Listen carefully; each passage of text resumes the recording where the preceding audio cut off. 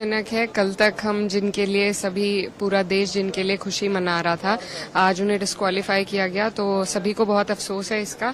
लेकिन क्या परिस्थितियां रही और कल तक वो क्वालिफाई करके खेली भी और जीती भी। आज अचानक से और सिर्फ कुछ ग्राम का फर्क है और 2 बाउट्स वो क्लियर कर चुकी थी, तो इसमें क्या परिस्थितियां ऐसी रही, क्या हमारे सरकार ने उनके लिए आवाज उठाई या इंडियन ओलंपिक एसोसिएशन ने क्या उनका प्रोत्साहन बढ़ाने के लिए किया, उनकी पैरवी करी, तो ये सब जवाबदेही सरकार को देनी चाहिए।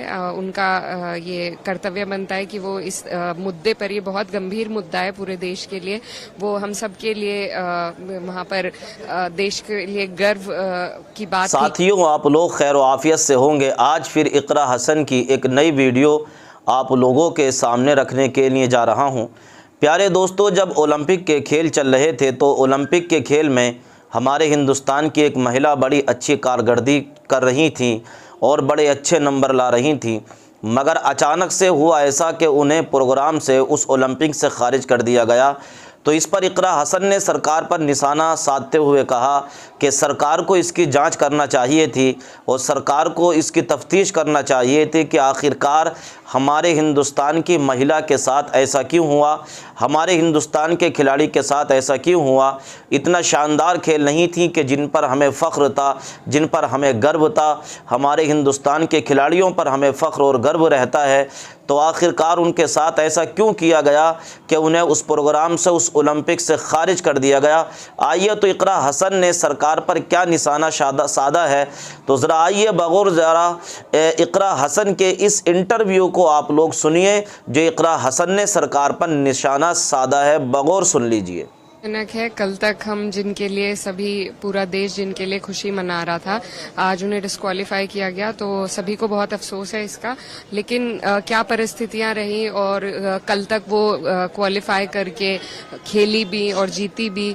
आज अचानक से और सिर्फ कुछ ग्राम का फर्क है और 2 बाउट्स वो क्लियर कर चुकी थी, तो इसमें क्या परिस्थितियां ऐसी रही, क्या हमारे सरकार ने उनके लिए आवाज उठाई या इंडियन ओलंपिक एसोसिएशन ने क्या उनका प्रोत्साहन बढ़ाने के लिए किया, उनकी पैरवी करी, तो ये सब जवाबदेही सरकार को देनी चाहिए। उनका ये कर्तव्य बनता है कि वो इस मुद्दे पर, ये बहुत गंभीर मुद्दा है पूरे देश के लिए, वो हम सब के लिए वहाँ पर देश के लिए गर्व की बात थी कि वो फाइनल्स तक पहुंची थी। लेकिन जिस तरीके से डिस्क्वालीफाई हुए तो बहुत अफसोसजनक है और इसमें सरकार को कुछ ना कुछ स्टैंड लेकर इसकी जवाबदेही बनती है। एक सवाल ये भी है कि सारे अपोजिशन जो है वो वॉकआउट कर गए।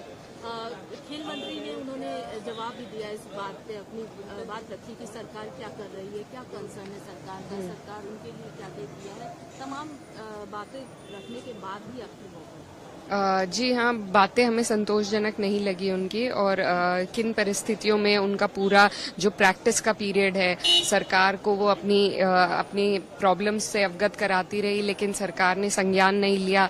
जब उन्हें प्रैक्टिस करना चाहिए था वो बाहर धरना दे रही थी, तो इसमें बहुत सारी उंगली उठाई जा सकती है और मुझे लगता है कि सरकार को संज्ञान लेना चाहिए और हमारे जो हमारे खिलाड़ी हैं उनको वो सम्मान देना चाहिए जो वो डिजर्व। बहुत बड़ा झटका लगा है पूरे देश को, सभी युवाओं को और सभी को, क्योंकि हमारी एक्सपेक्टेशंस बहुत ज़्यादा थी और मैं समझती हूँ उसमें उच्च स्तरीय जांच होनी चाहिए कि जो डिस्क्वालिफिकेशन हुआ है वो आखिर क्यों हुआ है, क्योंकि उन्होंने लगातार मैचेस खेले हैं और वो फाइनल्स तक पहुंची हैं।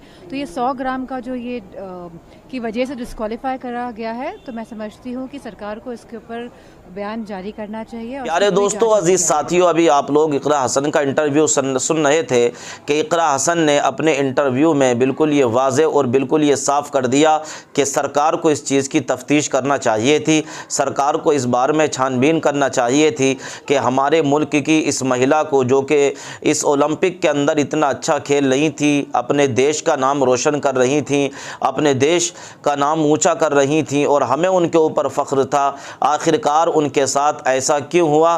प्यारे दोस्तों, अगर ये वीडियो आपको अच्छी लगी हो तो इस वीडियो को लाइक कीजिए, शेयर कीजिए और कमेंट कीजिए और आप भी ये बताइए कि आखिरकार क्या सरकार को इस पर एक्शन लेना चाहिए चाहिए था या सरकार को इस पर एक्शन नहीं लेना चाहिए था। बेशक हमारे मुल्क के हर व्यक्ति पर, हर महिला पर जो कि ओलंपिक से जुड़े हुए हैं या जो खेलों से जुड़े हुए हैं, हमारे मुल्क के लोग उनसे प्यार करते हैं, उनसे मोहब्बत करते हैं और उनके लिए हर वक्त तैयार रहते हैं, इसलिए कि वो दूसरे मुल्कों में जाकर हमारे मुल्कों का नाम रोशन कर रहे हैं। तो प्यारे दोस्तों, ये छोटी सी वीडियो मैंने आपके सामने रखी है। अगर पसंद आई हो तो दुआओं से नवाजें। अस्सलामु अलैकुम व रहमतुल्लाह।